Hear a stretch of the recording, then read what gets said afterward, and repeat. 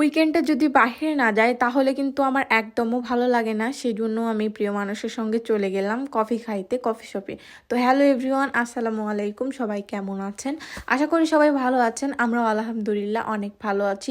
যেহেতু শীতকাল সেহেতু কফি খাইতে অনেক ভালো লাগবে, আর শীতকালে কফি ছাড়া তো চলেই না।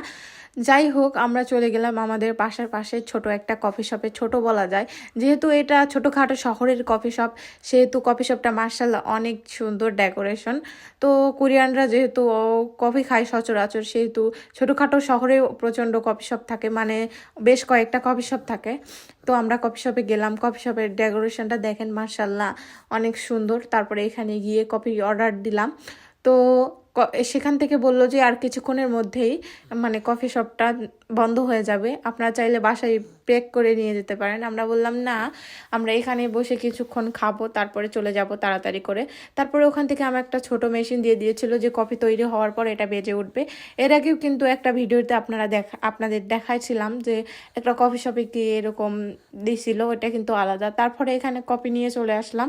আর আমি চিনি ছাড়া কফি কিন্তু ভালো লাগে না, সেজন্য আমি আবার গিয়ে চিনি নিয়ে আসলাম। আর কোরিয়ানরা কফিতে কিন্তু চিনি খায় না, আর আমরা কিন্তু কফিতে চিনি খাই। চিনি ছাড়া আমাকে একটুও ভালো লাগে না। আর কফির সঙ্গে কিন্তু ছোটোখাটো একটা স্ন্যাক্স আইটেম নিয়ে নিয়েছিলাম। আর কফি আর স্ন্যাক্স আইটেম অনেক মজা করে খেলাম। আর খাওয়া দাওয়ার পরে দেখেন আমি সব কফি শেষ করে ফেলছিলাম, কিন্তু আমার হাজব্যান্ড একটু খাওয়ার পরেও আর খায় নাই। তো তার ওই কফিটা আমরা ফোজাং করে বাসায় নিয়ে যাব। দেন স্ন্যাক্স আইটেম কিছু রয়ে গেছিলো, সেগুলো নিয়ে যাব। এই যে দেখেন প্যাকিং ট্যাকিং করে চলে আসছি। আর বাইরে প্রচণ্ড বাতাস, বাইরের আবহাওয়াটা দেখতে পাচ্ছেন রোদ উজ্জ্বল, কিন্তু রোদ উজ্জ্বল আবহাওয়া দেখে বোঝাই যাবে না যে বাইরে প্রচণ্ড বাতাস, দেন অনেক ঠান্ডা। এর মধ্যে কিন্তু আমার হাজব্যান্ডের ফোনে একটা ফোন আসে, একটা বড় ভাইয়া ফোন করেছিল, তারা আমাদের বাসায় চলে আসছে। তো বাসার সামনে চলে আসছে, দরজা তো লক করা, সেই জন্য বাসার সামনে দাঁড়ায় আছে। সেই জন্য আমরা তাড়াতাড়ি করে মানে গাড়িতে কফি খাওয়া শেষ করে গাড়িতে উঠে চলে যাচ্ছিলাম। আর এটা যেহেতু আমাদের বাসার পাশেই, বাসায় যাতে 2 মিনিট লাগবে, সেহেতু আমরা তাড়াতাড়ি করে যাচ্ছিলাম। আর সেহেতু কোনো সমস্যা নেই, তারা একটু দাঁড়ায় থাকবে। আর এই কফি শপটা ছিল কিন্তু পাহাড়ের উপরে। দেখেন পাহাড়ের উপর থেকে নামতে কিন্তু আমি প্রচণ্ড ভয় পাচ্ছিলাম। এর আগেও কিন্তু এখানে আসছিলাম, দেন কফি শপটা কিন্তু বন্ধ ছিল, সেই জন্য নিচ দিকে গাড়ি গড়ায় নিয়ে যেতে আমার কিন্তু প্রচণ্ড ভয় লাগতেছিল তখন।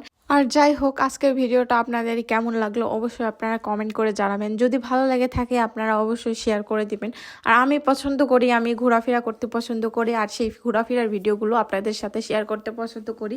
আর বাসায় যাওয়ার পরে এই যে দেখেন আমার জামাই বাবা চলে আসছিল আমাদের বাসায় বেড়াতে। তো কিছু নাস্তা করার পরে তার একটা ডান্স দেখতেছিলাম, সেটাও আপনাদের সাথে শেয়ার করলাম। আল্লাহ হাফিজ, সবাই ভালো থাকবেন।